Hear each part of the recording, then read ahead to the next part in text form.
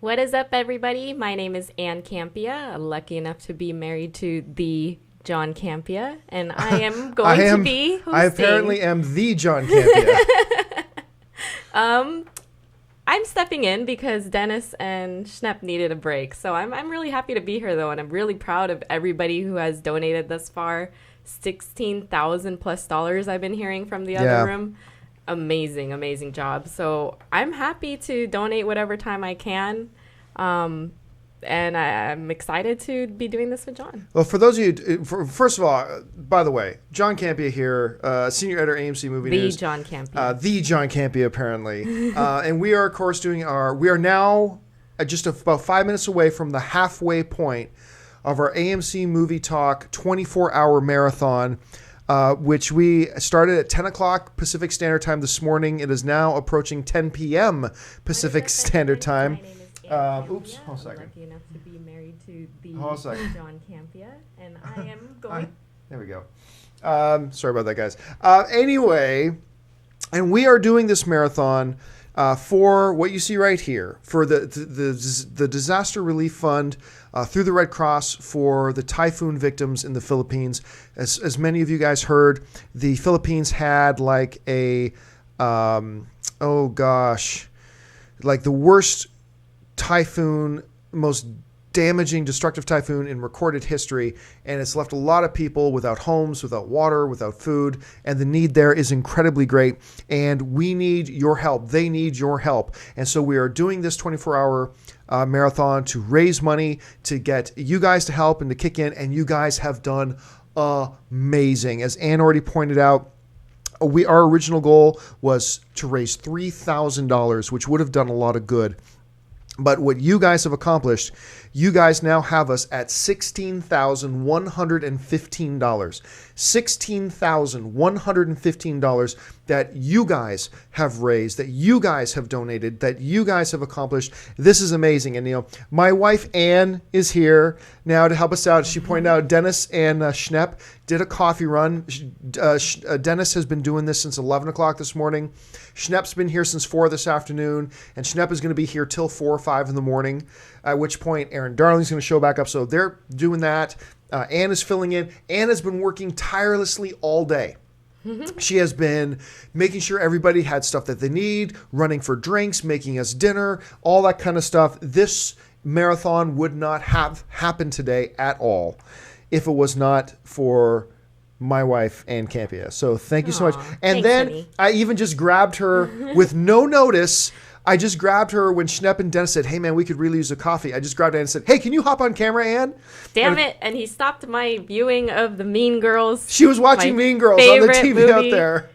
And now many of you guys will recognize Ann. She's done Mailbag with me a few times and willing to pitch in and help out. So thank you, Ann, for being here.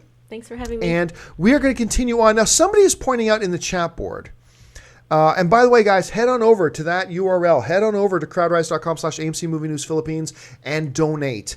You can donate as little as $10, as much as $1,000 if you want. Trust me, the money is going to a really good cause, so please continue to give. That's why we're doing this marathon. And I hope that if you're being entertained and having a good time talking movies with us throughout the day and the night, that you would consider jumping on over there and making a donation if you can. So with that being said, and somebody mentioned in the chat board, by the way, when you make a donation, you can leave a comment in your donation. You'll see that when you go over to the URL that you see here and you click the red Donate Now button and you make a donation, it gives you the option to leave a comment. And we said that we would try to get around to every question that people leave in their donation comments. Somebody's pointing out in the chat board, they're saying that we may have skipped 55 questions, they're saying. If we did, I'm terribly sorry. We're trying to keep everything in order and in line, and somebody is insisting that we accidentally skipped 55 questions. If that's the case, please believe me, it was an absolute accident. We will try to rectify it if we can. We will do our best to rectify that mistake and that oversight on our part. Let me see what we can do. But until then, let's continue on with the questions from you guys. Ann has questions in front of her. She's going to read them out. I'm going to do my best to answer them. So what do we got? Can I first say that there are some people in the chat saying that I actually killed off Dennis and and Schnepp to get their seat here. I can neither confirm nor deny that Anne has actually killed off Dennis Zen and John Schnepp to take their seat. It's possible. She's shifty. Look at those eyes. She's shifty. No. Okay, so the first question is from Dr. A. Manu, Styler Manu 1. I'm a huge fan of AMC Movie Talk, and I support this excellent cause. The 24-hour marathon has been great, so it's actually not a question, just a comment. Thank you very much, Dr. whatever his name was. Thank you. That's great. Charles Alexander writes, Hi, John. If you ever read this, I would love to hear you talk NBA and get your perspective on the LeBron versus Kobe versus Jordan debate. Hashtag bring on the flopping before you say anything. Oh my gosh, John can go on for hours about this. Thank you very much. He'll probably talk about this in his sleep. Yes, I'm so glad somebody brought this up. I live in LA, and so there's an awful lot, and a lot of my friends in LA are big Kobe Bryant fans. And I will keep this short because this is movie talk, not NBA talk, not sports talk. I will keep this short. My wife is a big Kobe Bryant fan. She's got pictures of her with Kobe Bryant. Fortunately, she's not, a maid at a Colorado hotel resort, but that's neither here nor there. Ba-boom. Ba-boom bing. Okay, let's put Jordan aside for a second. Okay? And let's talk Kobe and LeBron. There's no comparison. LeBron every day of the week. LeBron, at this point in his career, I saw this great stat off of ESPN. At this point in his career, at the same point after X number of games, the same amount of games that Kobe Bryant had by this point in LeBron's career, LeBron James has more points, more assists, a higher shooting percentage, more MVP titles.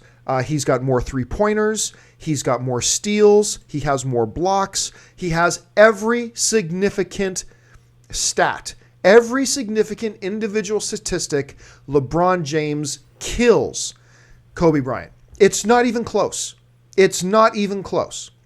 Now, what a lot of people will then fall back on, big Kobe Bryant supporters will fall back on is go, rings, John. Kobe Bryant's got 5 rings. Okay, that's great. The last time I checked, rings was a team award.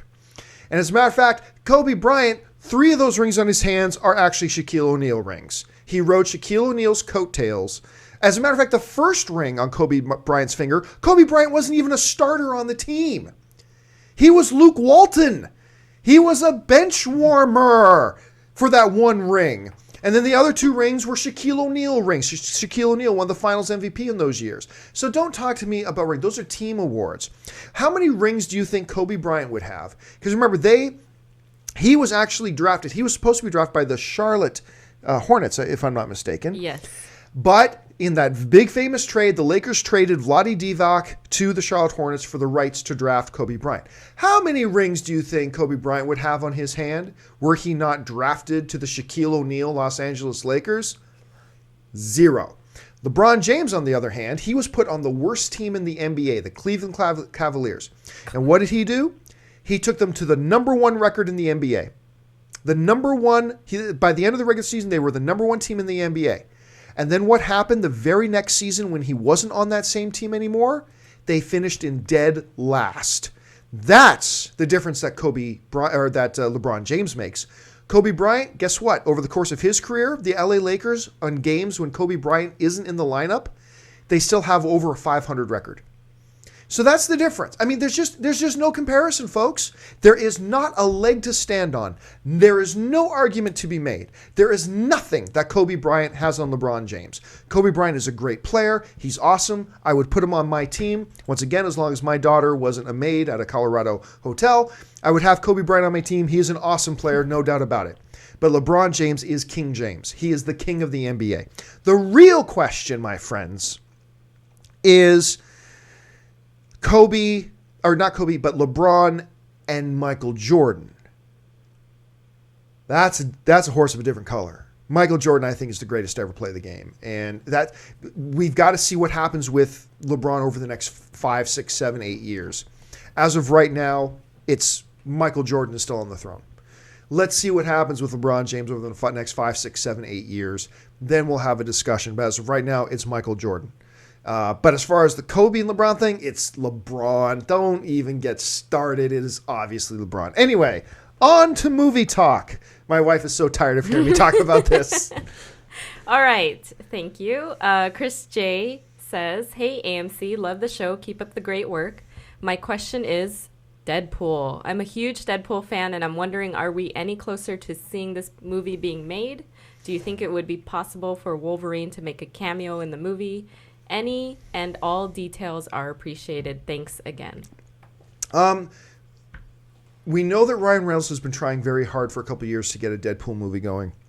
And with all this talk about X-Force over at Fox, Fox is looking at doing an X-Force movie, of which in the comic books, Deadpool for a significant amount of time was a member of X-Force.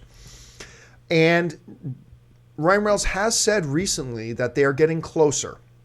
Now, of course, the big dilemma with a Deadpool movie is fans of Deadpool are going to want a true Deadpool movie, which means rated R.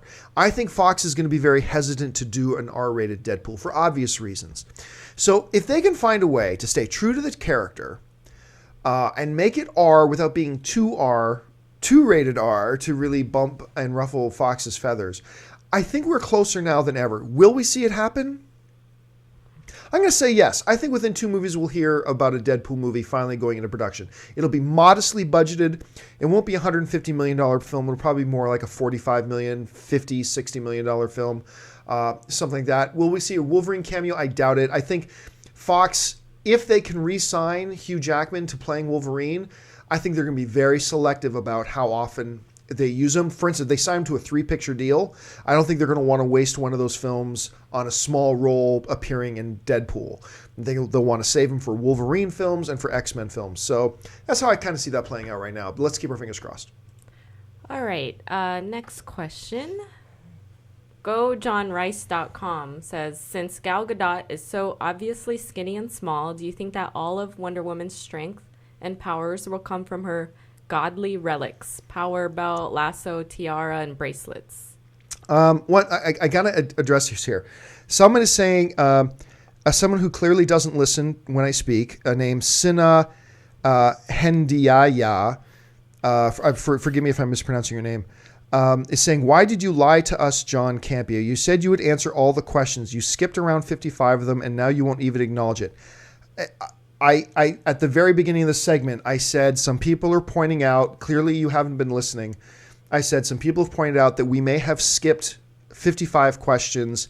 If I said it already, but I will repeat it because clearly you weren't listening. I've read that you said that we've skipped them. If we did, it was unintentional. We are doing our best to keep track of all the questions coming in. We are doing our absolute best. I didn't think that we skipped 55 questions. I'm not saying you're lying. I'm saying I just didn't notice that we skipped 55. On one of our future breaks, we will look at it and try to correct that situation. We are doing our best. We do have hundreds of questions coming in, so we will do our best to get to that and to address it if that is an issue. So we are looking into it. Once we have a break and we can stop and actually stop what we're doing, which is trying to raise money for the typhoon victims, and we will look at that situation. If it does happen, it was unintentional, and we will see what we can do about it. Anyway, Anne, would you mind reading the question again? Yes. Thank you. GoJohnRice.com asks, since Gal Gadot is so obviously skinny and, or did I say it wrong? Gal Gadot, right? Gadot, yeah. Whatever. Since Gal Gadot is so obviously skinny and small, do you think that all of Wonder Woman's strengths and powers will come from her godly relics? Power belt, lasso, tiara, bracelets, those things. Okay, first of all, Mike Abel is saying, you guys skipped my question about Hugo Weaving playing Alfred. No, Mike, we did answer the Hugo Weaving as Alfred question. Go back and watch part 6 of the marathon. We did address that question quite in depth, actually. Okay, so getting back onto the question. With Wonder Woman, there's always a supernatural element. Wonder Woman is not just a regular woman who happens to be really buff. She is, an Amazon. In the comic book, she flies. I mean, so there's that element to it. And Gadot will be in much better shape physically by the time that Man of Steel 2, Batman vs. Superman rolls around. She will look a little bit better.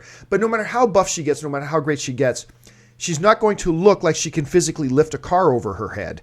That's just not going to happen. So absolutely, there is going to be a whole bunch of... sorry, I'm getting text messages in here from AMC. There's going to be an obvious reference to the fact that there is a supernatural element to Wonder Woman. So I don't think they're going to say her power comes from her bracelets or her trinkets. I think it's going to be intrinsic upon her being Amazonian. And they're going to create a mythology around that. And so that will explain her super strength, her flight, her super speed, her, to a degree, her invulnerability. That will explain all that, not the fact that she's buff or not buff. Totally agree. I think those things should just be the extra frosting or whatever on a cake. All right. Next question. C. Murphy Life. My question, it's quite a long one. I'll read it. My question is about the fact that some recent films such as Avatar and Life of Pi have won Best Cinematography at the Oscars, but are mostly or all created in a computer. Is this fair to films where their cinematography is created on a location, on a set, and in camera? It's all done physically.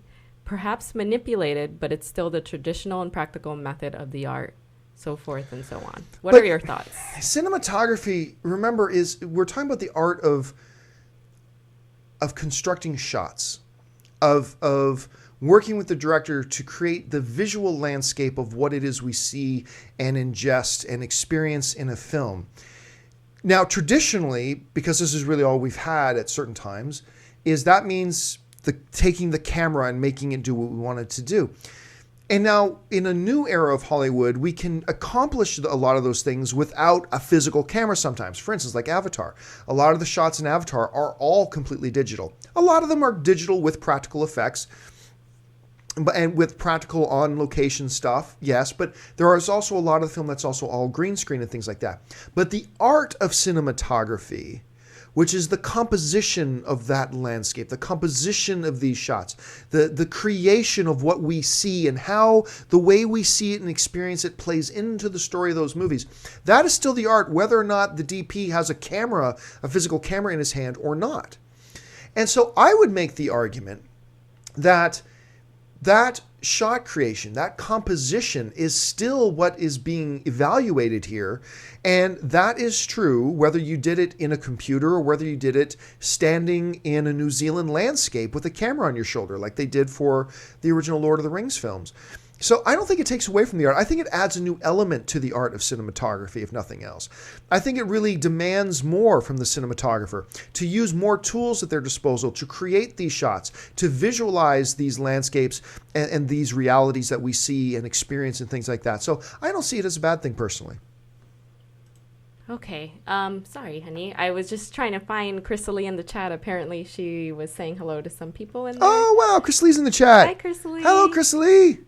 Okay. For those of you who don't know, Chrysalie is with family off on the East Coast. That's why she's not with us here tonight. She's still out on the East Coast. She'll be joining us in Las Vegas in the next couple of days. So, hello, Chrysalie Kennedy. All right. Next question. If I can do this. All right.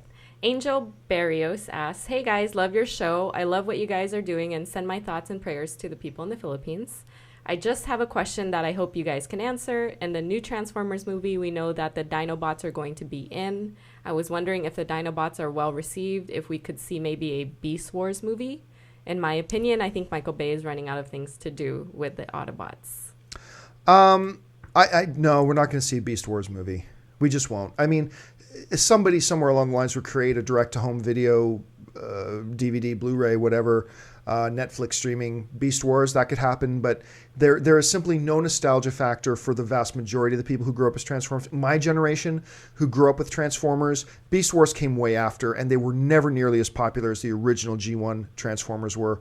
And I don't think they have that appeal. Now, if they have that appeal to you, I don't mean to insult you at all. Like, if you like them, that's awesome. I got lots of things that I love that I don't think anybody could ever make work into a movie. I just happen to think that Beast Wars is one of those. So I don't think regardless of the success of the next Michael Bay Transformers, I don't think we're going to see a Beast Wars film. Okay. Next question. Dave Sherlock asks, AMC Movie Talk, you're a class act. Would you like to see if you would like to see if you think any movie from 2013 will go on to be a classic that stands the test of time and are held in the same esteem as, for example, The Godfather. Many thanks from Dave from the UK. Well, I mean, there are a lot of really good films this year. Earlier this morning at 11 a.m. when we started, right near the beginning of the marathon, I ran down my top 20 list of best films of the year. And actually, let me bring up that list. I'll just, for those of you who weren't here for that part, I will recite off what I listed as my top 20 films of 2013, and I've got them right. Where do we go? Here we are. Top 20. Okay. So I put at number 20, Prisoners. Number 19, Inside Llewyn Davis. Number 18, Warm Bodies. Number 17, Anchorman 2. Number 16, American Hustle. Number 15, This Is the End. Number 14, Thor 2. Number 13, Pacific Rim. Number 12, Hunger Games Catching Fire. Number 11, Frozen. Number 10, The Wolf of Wall Street. Number 9, The Dallas Buyers Club. Number 8, Fruitvale Station. Number 7, Fast and the Furious 6.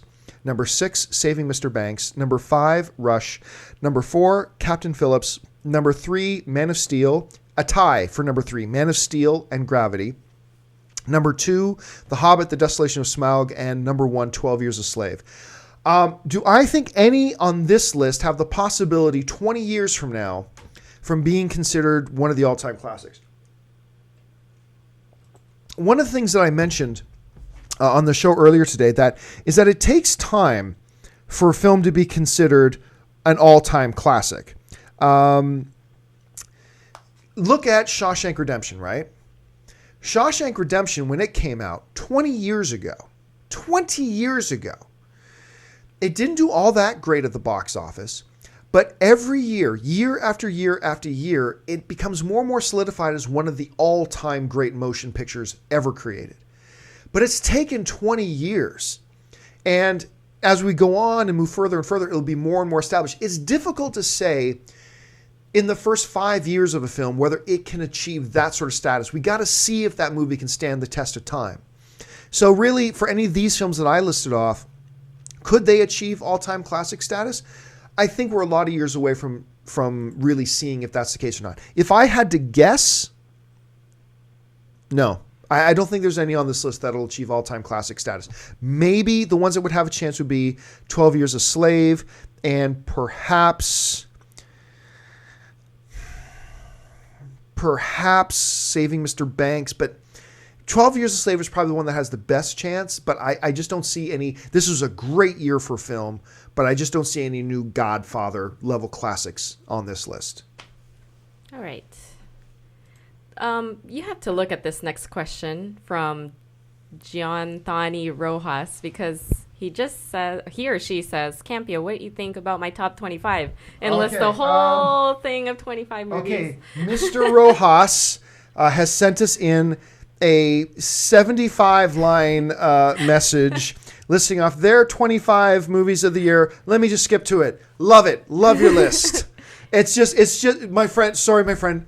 Thank you so much because Mr. Ross donated to the cause, helping the people in Philippines. Thank you so much for doing that. But we can't spend the next 5 minutes just reading your message. So thank you so much for donating and sending it in. And I'll just say I think your list is great. All right, next question. Paul Fry says, hi, all. Thanks for creating a great way for all of us sweaty nerds to do some good. Now on to my question. What do you think Michael Bay and the other creators involved in Transformers 4 need to do to make it a movie that fans and people in general will love? Sort of in line with your 5 things Man of Steel needs to do to succeed. I'm curious what John, as a fan, thinks needs to happen in order to make this one work and get things going in a positive direction. Thanks for your time. Awesome. Thanks a lot for the question. Thanks so much for donating to the cause. But before I get to that, somebody's asking me, why didn't I mention Her? The new Joaquin Phoenix, Olivia Wilde, Scarlett Johansson film, Her, in my top 20. The reason being, and I explained this earlier today, but I'll just throw this out there. Her never had, it was only in very small limited release by the time 2013 ended. Very small limited release. And was going to go a little bit wider in 2014, to the point where I'd say 95% of the movie-going public didn't even have a chance to see it yet. They didn't even have the opportunity to see it. So for me, I disqualified her from my 2013 list. And at the end of 2014, when I put my top 20 films together, I will include her in that list. And I disqualified. That's why you didn't see her in my list. Watch for it at the end of 2014. What does Transformers 4 need to do in order to succeed? I think there are a couple things that jump to me off the top of my head. Number one, make it Transformers focused. Some of the Transformers films have been guilty of getting away from the Transformers and focusing too much on Shia LaBeouf and on the different human characters running around and what they've got going on. When what they needed to be doing is focusing on the Transformers and giving us better narrative and interaction with them. I'd say that is probably first and foremost the main thing that they need to do. Make it Transformers-centric. Have the human characters, have the humans play a role in it, but never make them the stars of the film. Keep Optimus Prime, the Dinobots, whoever, whether it's going to be Galvatron or once a third time resurrected Megatron, whatever, as a villain, keep the focus on them as the main arcs of the story and not the human characters. That is first and foremost what they need to do. And I would have to put together a list of other things, but off the top of my head, keep the focus on the Transformers themselves. Awesome. Okay, next question. Ethan Sheeper asks, hey guys, so awesome you are doing this fundraiser. Really amazing. My question is, how likely are we to get Ryan Reynolds back as Green Lantern? I personally think he is a great Hal and only needs a costume change and better writers to work, and would like to see him come back or someone else. Maybe. Yeah, we addressed this question a few hours ago, actually. Somebody asked, and then John Schnepp and I debated the likelihood of him returning as Green Lantern. I think it was back when Gray Drake was on the show here with us earlier today. I believe that I did not hate Green Lantern as much as most people. To me, it was still a failure, and it was disappointing, and it didn't live up to its potential, and it was a poor film. But of all the problems with Green Lantern, Ryan Reynolds was not one of the problems. I thought Green Lantern was I think he did a very good job acting in the role, but you can't overcome a weak and a bad script. But still, John Schnepp raises a really good point. The biggest hindrance to bringing Ryan Reynolds back as Green Lantern is that Green Lantern was kind of seen as a bit of a failure, and to have Ryan Reynolds back as that Green Lantern, it kind of brings the stench, he would say, of failure along with him, that reminding people of the failure of that first film. And I think he's right. But I don't think it's as big of a factor as some people think. I still think there's a good 40% chance that we could see Ryan Reynolds back as Green Lantern in this DC Justice League cinematic universe. That means I don't think it's likely, and I'm not willing to put money on that he will. I think it's unlikely that he'll return, but not as unlikely as others might suggest. I think there's a good 40% chance we could see him back. Awesome. There's some people asking, where are you answering these questions from? Did you want to? Oh, yeah, I'll just remind people. Okay, so what we've done here is we're giving priority for the questions to the people who are donating. Now, once again, we are doing this 24-hour marathon that we are now more than halfway through to raise money for the people in the Philippines. And once again, there you can see it, www.crowdrise.com/AMC Movie News Philippines. You can go there and donate to the cause. Now, when you hit donate now and make your donation, it gives you the option to leave a comment. And what we said to reward those people who are donating to the people in the Philippines, that we will make their questions that they put in that comment our priority. So all these questions we've been reading off, because we've been getting a lot more than I've been expecting, we are reading off all questions that are being left in the donation page. So these are questions that from people who have made donations and are leaving a comment in their donation, and that's where we're getting these questions from. So you can do it too. Head on over to crowdrise.com, AMC Movie News Philippines, make a donation of $10 or more, and leave in the comment area where it says, do you want to leave a comment with your donation? Put in your question, and we're doing our best to get through all of those that we can. And then if we run out of those, then we're going to go to our regular mailbag, which is at amcmovietalk@gmail.com, and then we'll pull questions from there. So that's where they're coming.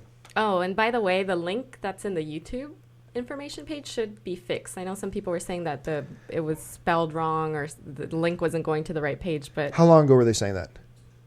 I just fixed it like maybe 15, 20 minutes ago. Okay. Should be fixed. Okay, great. Okay.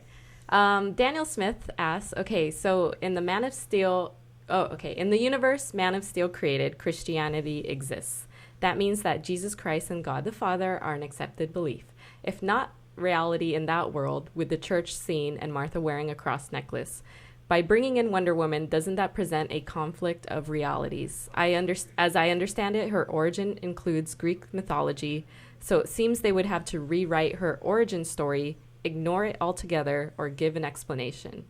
So I guess the question is, how do you see them reconciling this? Yeah, how do you have a world in which, traditional religious Judeo-Christian beliefs exist with other mythologies like the Wonder Woman mythology and things? How do you do that? It's not uncommon. Actually, if you look at something like Supernatural, the TV show Supernatural, I'm a big fan of the TV show Supernatural. This is just an example where you have these guys. God is kind of one of the big central characters that people are always looking for in Supernatural, and they fight the devil and the king of hell and all this kind of stuff. But within that universe, they also encounter Greek mythology gods, and they encounter Hindi mythology gods, and they encounter a lot of other deities. So even though they're in a world where the main thing is God and the devil and all that kind of stuff, they still in this fictional world of Supernatural exist where all these deities exist. It is absolutely not unusual to say, yeah, they're in a world in the Man of Steel universe where these traditional religious views exist, but that does not preclude them from saying these other things also exist. And I don't think that's not rare, and it's not a difficult, it's not really all that stretch or a leap for them to do it. So that's how they'll accomplish that. Awesome. Okay, next question. Oh, and before you get to the next question, sure, we are $10 away. $10 away from 17,000. No way. We set a goal of $3,000. We are now at $16,990 that you guys have raised. Someone jump over to crowdrise.com/AMC Movie News Philippines and drop in that last $10 or make it 20 or 30, whatever. We are $10 away from 17,000. I'll let you know when we cross that mark. Sorry about that. Go ahead. That is amazing. Yeah, I'm floored by it. You guys are amazing. Okay, Ryan Cooley asks, hello, AMC Movie Talk. Great show you guys have. My question is about a report I saw a few weeks ago about Justice League that speculated each member of the Justice League will represent different demographics of the world. As I recall, the article said that Superman is an alien and Batman represents America, and DC WB suggested a Flash possibly representing Hispanic demographic. If this ended up happening with each Justice League member representing different people of the world, do you guys think it is in the best direction for this universe to go in? Personally, I do not. Thank you. Appreciate all your work. It's an interesting concept, but let's be very, very clear. Whatever report you read is wrong. And it's just wrong. It's made up. That is a completely made up report. Nobody knows that. Nobody knows that outside of the inner circle of Ben Affleck, Zack Snyder, David Goyer. Those are the guys who know that stuff. And some website writing something like, oh, we've heard the blah, blah, blah. Not true. Don't believe it. Don't even listen to it. Whatever. That being said, if they did choose, let's play the theoretical game. If they did choose to go in a direction like that, I think it's a very interesting thing, but I don't see them changing Barry Allen and making him Hispanic when he's not. I mean, they could, and I would have no problem with it. That's fine. I really don't care as long as it doesn't affect or trample on the key essential elements to the character. Barry Allen being a Caucasian dude is not a key essential element to his character. It's just not. He could be Barry Velasquez or whatever it is. You can change that name a little bit and make him of Hispanic descent, and that's totally fine, and it still works. You can make a Russian Martian Manhunter if you want. Give him a Russian disposition. He's from Mars. We know he's not from Russia. But instead of a North American black male persona, maybe he gets a Russian dude persona. I don't know. You can do that, and it doesn't affect the key essential elements to who the character is. I'm totally fine with that. But make no mistake about it, that report you read is wrong. I think what would really shake people up is if, Superman's power was not that he's the man, like that he kryptonite and fire make him go down or something like that. Oh, I got people telling me to check the numbers here. So I will do that again right now. I'm checking these numbers live. As of right now, it's official. We've crossed $17,000. You guys have raised $17,040 so far. $17,040. My mind is blown.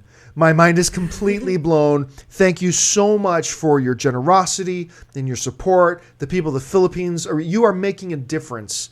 You are literally saving people's lives and helping people who lost their homes, clean water, food, the whole bit. Thank you so much. Let's keep this going. We're already way over where I ever thought we would be. You guys are just absolutely flooring me. I'm so proud to be a part of this Sons of AMC community with you guys, and the way you guys are coming through on this. It's incredible. Thank you so much. There's the URL right there. If you want to be a part of this, contribute, head on over there. $10, $20, $100, whatever. Do what you can. This is awesome. Thank you so much, guys. And I know John will keep going and going until his voice is gone. And we're getting there. And that makes Anne very happy. Anne loves the concept that my voice will be gone, hoping for days. No, I'm proud of you, honey. Thank you, baby. Okay, next question is from Ian. Any chance of Red Skull reappearing in future movies in the Avengers continuity? If so, do you think Hugo Weaving will reprise the role? Red Skull's death in Captain America looked more like he was transported somewhere. Yeah, I've always thought that too. Like the Red Skull's death was never really a death, right? He got sucked into the vortex, but then again, Loki got sucked into the vortex too. Remember when Thor couldn't hold on, or he let go of Thor's hands and he fell down into the black nothingness, you know? That's kind of what I saw Red Skull getting sucked up into. We never saw him die. And I think Red Skull is too rich of a character, especially with Hugo Weaving playing him. Now, I've heard different rumors about Weaving didn't want to play him anymore. I've heard some people say he does want to play him again. So let's just ignore those rumors for now. I don't think Red Skull is dead, and I think Red Skull is a great character. I think Red Skull will be back. I don't know if he'll be back for Avengers 2, but I think at some point along the way in Marvel Phase 3, whether it's in a new Captain America movie, whether it's in another movie, maybe it's in the next Thor film, maybe it's in the Avengers 3, I don't know, but I do think Red Skull at some point is going to reappear and rear his ugly red head. He's hot. No, I'm just kidding. He's so hot. Okay, Dan Butcher, asked, do you think we can see Simon Williams / Wonder Man in future Marvel movies? They could use bad guy turn good angle. What do you think? What I kind of said this about the Inhumans is that, generally speaking, I would say no way they would go with a character like that. A year ago, I would have said not a chance. No chance will they do that. But we are now living in a world where Marvel is doing a Guardians of the Galaxy movie. And I never would have thought they would have gone with characters like that. Like, never. Like, no way. Who's heard of Guardians of the Galaxy? A walking tree and a talking raccoon. Are you kidding me? But here they are. Awesome. And so, listen, dude, we can't rule out anybody in the Marvel pantheon. I don't think it's likely, but in a Guardians of the Galaxy universe, anything is possible. It's a possibility we could see it. Great. Okay, so Manny Abreu asks, hey guys, is there any news on the Tom Cruise / Les Grossman Tropic Thunder spinoff? I'll occasionally find a news story pop up on the web about it, but have not seen anything official as of yet. Okay. The reason Tom Cruise has a thriving, successful movie career right now today is because of Tropic Thunder. Him playing Les Grossman in Tropic Thunder is what saved his career. Let's not forget, he was in a downward spiral at this point. Everybody looked at him as this kind of crazy maniac. He wasn't that far removed from the antics of jumping up and down on the couch and all the rumors and whispers about his marriage to Katie Holmes. And he was in a dark, bad place. And he had that PR battle with certain actresses about about them using certain medications and because of his Scientology beliefs and all this kind of stuff. It was just getting ugly, ugly, ugly. And people were turning on him, which is unfortunate. I've always believed Tom Cruise is a hell of a good actor. Maybe he is a little wacky in the head. I don't know. But he's a damn good actor. Anyway, so the tide was turning against Tom Cruise. And I don't know if he changed publicists, but somebody got in his ear and said, what would be amazing? You know what will turn this around and turn people back in your favor? Do a movie that makes yourself look stupid. Like, make yourself look really stupid and ridiculous and make it funny and laugh at yourself and do that, and people will be on your side again. And lo and behold, he plays this character, Les Grossman, in Tropic Thunder, and he killed it. He absolutely killed it. He was awesome in that and hilarious. And now playing this character that he probably never would have played 10 years ago. Now playing this, again, it turned everybody completely around. And all of a sudden, people were fans of his again. Now, ever since then, there's been a lot of talk about him doing a standalone Les Grossman film. As a matter of fact, at like the MTV Movie Awards and I think even I think at the Academy Awards one year, I might be wrong about that one, but on a couple of award shows, they even did skits with Tom Cruise as Les Grossman, showing up and dancing on stage. He did this one skit with Will Smith and Jaden Smith, which was really, really funny. And there's been talk about a standalone Les Grossman. We heard there was a script. It was going about a year or two ago that it was going into development, all this kind of stuff. And then all of a sudden, poof, it was gone. And I haven't heard anything about it since. I haven't heard about, more development on it, when they might go, because we keep hearing about new Tom Cruise films popping up, but we never hear the Les Grossman. I think maybe it might be dead, and I think that's unfortunate. Now, Tom Cruise no longer needs his career to be saved. Maybe he never liked the Les Grossman character, and it did save his career, but he doesn't need it to be saved anymore. His career is in perfectly good, healthy footing right now. But it's unfortunate if he doesn't want to do it, because I think it would be damn funny. I thought he was great as that character. I would love to see it. But I got a feeling it's been too long. I don't think it's going to happen anymore, which makes me sad. Sorry, honey. Yeah, I'm sad. But guess what? You've raised over $17,000. We've raised over $17,000. Okay, next question. Omar asks, hey guys, you're the best movie news show out there. I think you're the only one. My question is, will Godzilla have the same on-screen presence as Smaug? Well, he won't talk. So, I mean, that's a big thing right there. Smaug won't talk. No, Godzilla won't talk. So, will he be as, menacing as Smaug? Maybe. I'm sure he will. But there's something. What makes Smaug so great isn't the way he looks, although the way Smaug looks in The Hobbit is awesome, no doubt about it. But it's his dialogue, it's his conversation, it's that interaction that he has with Bilbo that makes him so enormous with his screen presence. That's what does it. Godzilla is going to be a very, very different kind of character. It's going to be a very, very different kind of guy. And so, will he have the same screen presence? No, it's going to be very, very different. Now, just physically, will he be as menacing? Well, he's going to be bigger than Smaug is. But, I mean, Smaug is a pretty wicked-looking dragon. So, I don't know. It's going to be close. But one is a talking sentient creature. The other is just a big beast. So, I really don't know how they're going to handle that. Okay. Oh, I would love to hear Godzilla talk, though. Okay. Zach F. asks, after seeing The Secret Life of Walter Mitty recently, I got to thinking, so many people live their lives without taking many chances and doing things spontaneously. While this might be the safe way to do things, it often leads to regret. So what is something that you guys have decided to do spontaneously and in the moment that you feel made your life just a bit better?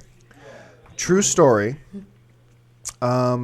Besides asking Ann out on our first date, I was doing my blog back in 2004, I think 2005. I was doing my blog, which at the time was called the Movie Blog. And I started to get some readers. Suddenly I went from having 15 people a month reading it to like 100,000 people a month reading it. And it's what I really love to do. Now, I was working in a law firm at the time.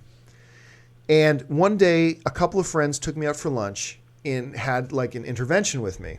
John Schnepp just walked in the room with a bunch of Starbucks in his hand. And they held a bit of an intervention with me. And I'd say this was my Walter Mitty moment. And they said to me, look, we know you got this job at the law firm and all this kind of stuff, but what you really love to do is talk about movies. You need to quit your job and go full time. I had just collected my first check from my advertising revenue for $400. $400 that month I collected.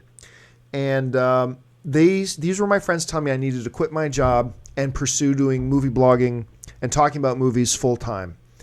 And I decided they were right. Probably a stupid thing to do, but I decided they were right. I quit my job at the law firm. I moved into this 400 square foot, no bedroom bachelor apartment to make my money last as much as I could because I had a little bit of saved up that would make it last. And I tried. And then suddenly 100,000 turned into 250,000, turned into 500,000. Time Magazine did an article on me, boosted me up. Suddenly I had 1 million readers a month. Then I was doing one podcast of the year. I was in CNN. I was named G4 called me the best movie blog on the web. USA Today featured us, blah, blah, blah. And then AMC asked me to come and work for them. And the rest is history. But that was my Walter Mitty moment of jumping out of the helicopter, if you will. If you've seen Walter Mitty, you know what I'm talking about. So are you guys ready to tag back in? Yeah. I was going to give you guys like another 20 minutes off. Do you want another 20 minutes? We can take another. We'll take another break, 20 minutes, and we'll slide you guys in. Does that work? Cool. Yeah, you get rest your throat. 17,000. Woo!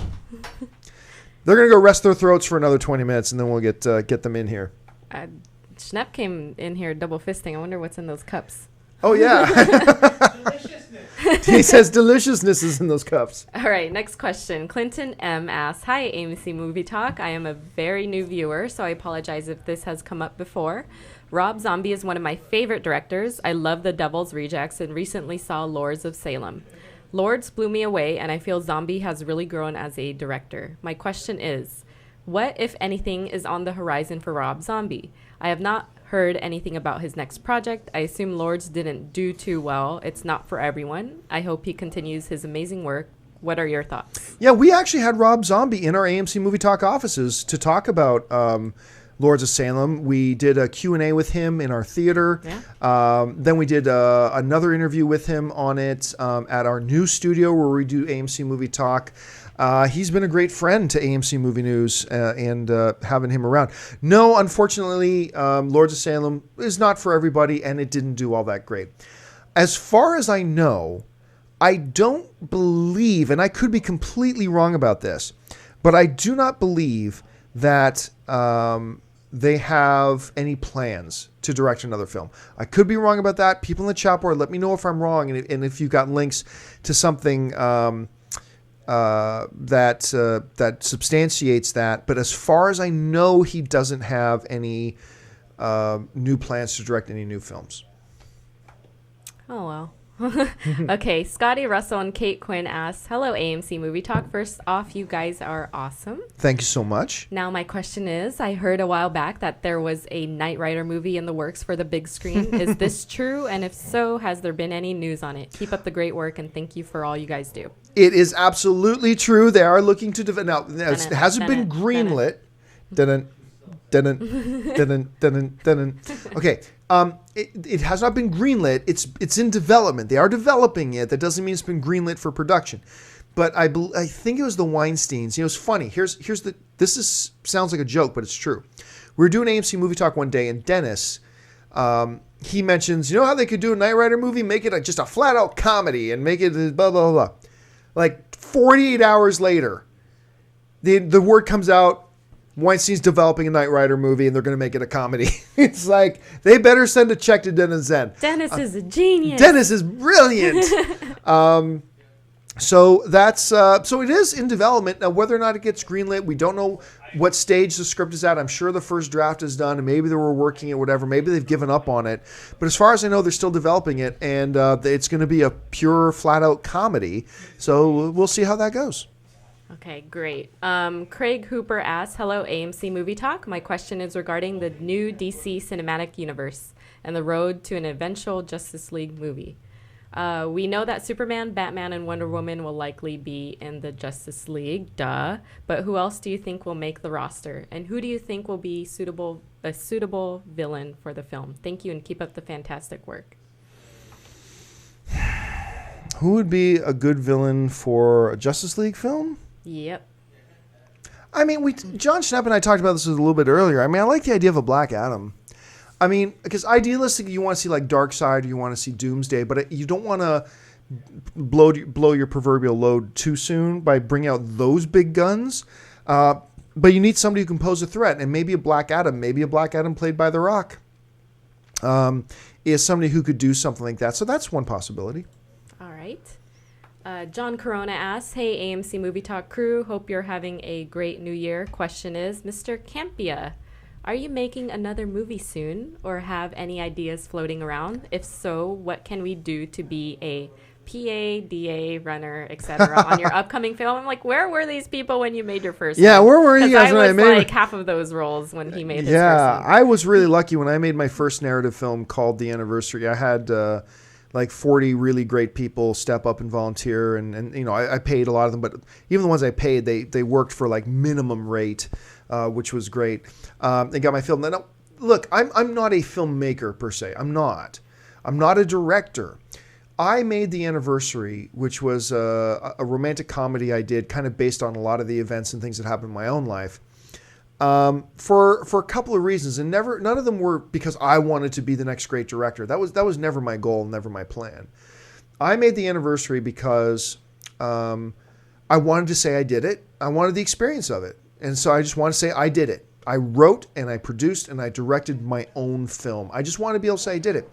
But the other reason I did it was because I'm a movie blogger. I talk about movies all day. And I thought if I make my own film and I write and I produce and I direct it, it will give me a better appreciation and a deeper understanding what real directors do and what they do, and have a better, not empathy, but I can at least relate a little bit and understand where those directors are coming from. Because I had never stood behind the camera before. I had never directed a film before, other than a documentary that I did. But I never directed a film before that, and I thought if I'm going to talk about these guys all the time and kind of evaluate and look at what they do, it would probably be good if I put myself in their shoes at least once so I can appreciate and understand what it is they go through and what it is they do. So I'm not a director. I'm just a guy who has directed because I wanted that experience to say that I did it and to give me a better appreciation for what the art that I talk about all day is, which is filmmaking. And it was a great experience for me. I loved it. I'm very proud of the film that we made for next to nothing. Does it stand up to something that Judd Apatow's done? Absolutely not. But for somebody who's not really a director and didn't know what the hell he was doing, I'm very proud of it. And I'm really proud of my friends and people who rallied around me to help me make it. I have no plans right now to make another film, but I am getting close. I mentioned this before, to finishing my novel. I'm getting close to finishing my novel called The Pride. It's about dragons in the modern world. Keep your eyes open for it. I will let you guys know when it's almost ready to read. So there you go. Cute, honey. Okay, Will R. asks, a rundown of your Golden Globe picks for the film categories, please. Nope. Y'all are doing a great job. Bring on the coffee, and you've already said no. I knew you were going to say no. Yeah, no. Golden Globes are a joke. They have no legitimacy. They're an absolute joke of an award ceremony, and there's nothing legitimate about them or about the people who win those awards whatsoever. There is one award show, and that is the Academy Awards. The Broadcast Film Critics Society is also another good awards. The Producers Guild Awards, the Actors Guild, the Writers Guild. Those are legitimate awards. The Golden Globes are not. So how about top 5 people who will be drunk at the Golden Globes? Because it seems like everybody's drunk. That's the thing. Like I said this before, and I'll say it again. While the Golden Globes are a big joke and they mean nothing, they easily have the best show. Like, if you want to compare the Golden Globe show and their party and their ceremony versus the Academy Awards party and ceremony and their show, Golden Globes win because everybody's just there getting drunk and having fun, and it makes for a really fun show to watch.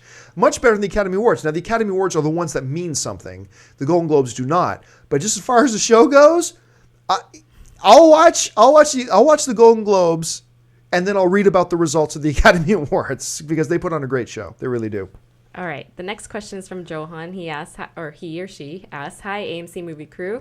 I have a question regarding the sequel to Tron Legacy. Have you heard anything about it? I am one of those people who really like the sequel to the cult classic with its stunning visuals and amazing soundtrack, but will Joseph Kosinski go back to his franchise now after Oblivion? And how about getting everybody else back? Jeff Bridges, Daft Punk in particular. Keep up the great work. Love from Sweden." I'm one of the guys who I was really looking forward to Tron Legacy, and I didn't think it was all that good. I thought it was okay, but I think I'm going to leave it at that it was just okay. And it didn't do, it made money. It made money.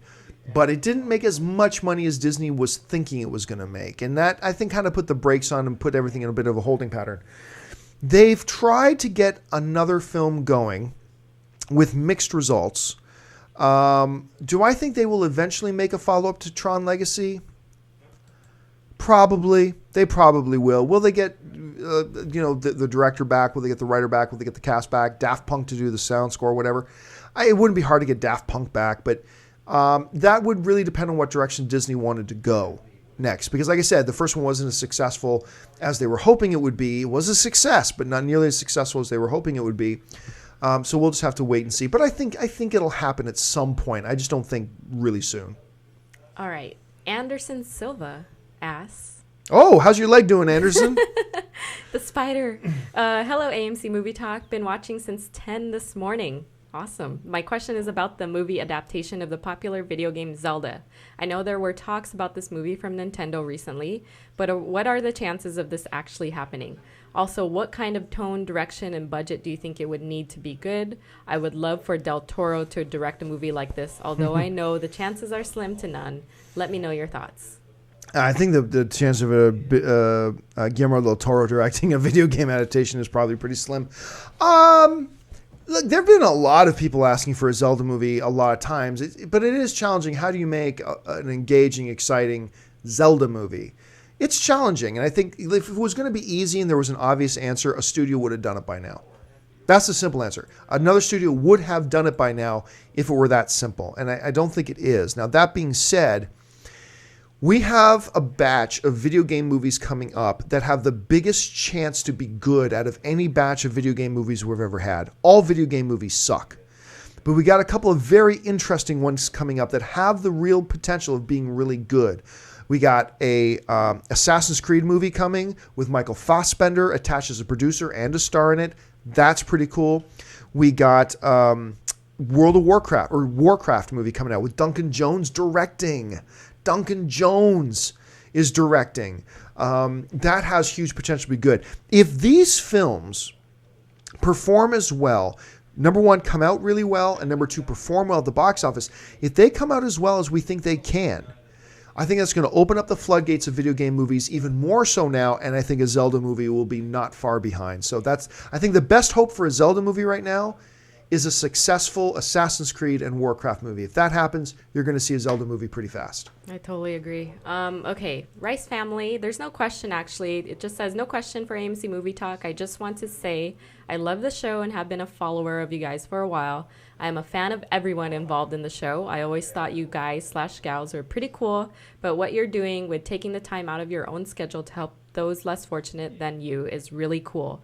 I admire what it is that you guys are the ones. You guys are the ones giving the money. So the real thanks goes to you guys. So, sorry, I interrupted you. Sorry, go ahead. What's new? No, just kidding. Okay, Sergio Colmenero asks, season's greetings and salutations, everyone. My question is, will we ever see a Magnum P.I. movie? There were talks of one around 5 years ago, then it went away. I would really like to see one, having been a big fan of the show. And who would you pick to play him? As for me, I would pick Luke Evans. Just make his mustache thicker. Oh, I love Luke Evans. A Magnum P.I. movie's not a bad idea because you got some really cool characters with, I think it's TJ and Rick, obviously Higgins, Mr. Masters, who we never see. I think Higgins. I think on the season or the series finale of Magnum P.I., I think they reveal that Higgins was Masters all along. This secret boss that we never saw. I think they revealed that he was Mr. Masters all along. Who could play that iconic role played by the mustache himself, Tom Selleck? Luke Evans is not a bad choice. I would actually go with an actor I'm not even really big on right now. Look, I'm not a big fan of Josh Brolin right now. I think Josh Brolin would be a pretty badass Magnum P.I. I think he would play a pretty damn good Magnum P.I. So if I were in charge of a studio and they said, hey, we're making a Magnum P.I. movie, you need to cast somebody to play Magnum P.I., right now I'd make it Josh Brolin. That's my pick. Awesome. All right. Ricardo Centeno asks, hello, guys. Love the show, and my question is out this past decade. Oh, I think it's out of this past decade or of all time. What movie do you believe is one of the most underrated flicks you have ever seen? Underrated meaning not doing that great at the box office or just movies that never got critical acclaim but should have. The film that I constantly come back to right now is a little what I call Princess Bride for the new generation, and that is the Matthew Vaughn directed film. Matthew Vaughn, who directed X-Men First Class and Kick-Ass. The Matthew Vaughn directed film Stardust with Michelle Pfeiffer, Robert De Niro, Claire Danes. It is marvelous. The late, great Peter O'Toole, Ricky Gervais is in it. It is a magnificent, wonderful, magical, delightful movie that I'm surprised how many people have still never even heard of it. But it's wonderful. It's called Stardust. If you liked Princess Bride, you will like Stardust, I believe. And I think it is one of the most underappreciated, under-recognized, undervalued movies of the past decade. I love this movie. I can watch it at least 2-3 times a year and never get tired of it. Love this film. If you haven't seen Stardust, please give Stardust a shot. I think you've tried to make me watch that movie a few times. I have tried a couple of times to get you to watch it. Woman? But I have that 8 p.m., 9 p.m. shut off where I just instantly fall asleep on the recliner. Look, let me tell you guys something. It is you all think Anne is so great and wonderful, okay? Yay. And she is. But it is almost impossible to watch a woman with this movie at home. A movie. And because you put in a movie, doesn't matter how great the movie is, 5 minutes in, sleep. It's the recliner. Yeah, because we got these great recliners that we watch movies in, and as soon as you lay down in these things, you pass out, and it's like she's bang gone. So I can't get her to watch Stardust. It's crazy. It drives me nuts. Sorry, honey. All right. Troy W. asks, I have a theory. Do you think the Earth engine from Man of Steel will have a significant role in why the other superheroes show up in Man of Steel 2? Other superheroes meaning Batman, Wonder Woman, etc. I don't know if the Earth engine specifically, but certainly the Kryptonian threat, the threat that the other Kryptonians besides Kal-El brought to the world. I think that got everybody's attention. That this invading alien army from another world with these incredible superpowers, these godlike superpowers, showed up and were trying to destroy the world. That's what gets their attention. But I do believe the World Machine is going to play a role because it weakened Kal-El because of the way they explain creating a Kryptonian atmosphere, which weakens him at this point. And I think one of the byproducts of the World Machine is going to be kryptonite. I think kryptonite is going to be one of the byproducts of the World Machine, and that will play a significant role in Man of Steel. Look, Batman's got to have something to even the playing field with Superman if they're going to fight in this movie. Because obviously Batman can't fight Superman. You got to have something that evens the playing field. Something from the World Machine, a byproduct maybe kryptonite, that would even the playing field, and that could play a significant role. Somebody put, I already donated, but I'll donate again if Anne watches Stardust before the end of the show. No promises. Okay. Next question is from Brayton B. Yes, he or she asks, mailbag question. I heard the Nova Corp will be briefly appearing in Guardians of the Galaxy. If this is true and the movie is successful, could we see a Nova slash Richard Rider standalone film in Phase 4 of the Marvel Universe? It's possible. It's possible. I think unlikely, but like I said about Inhumans and like I said about Wonder, all this kind of stuff, I think these are characters that probably they don't have any brand recognition whatsoever. I think it's unlikely. But we are now living in a world where Guardians of the Galaxy is getting made, which I also would have said had no chance of getting made, and yet here we are, just months away now from Guardians of the Galaxy movie hitting AMC theaters everywhere. So it's possible. It's absolutely possible. And I think it's unlikely, but possible. All right. Just a comment from Colin Charles, who says, wishes for a safe and fast recovery for the Philippines. Yes, thank you very much. Next question is from Bara. AMC, you're amazing. My question is, you guys have said that Disney can dominate cinema by purchasing Star Trek and DC.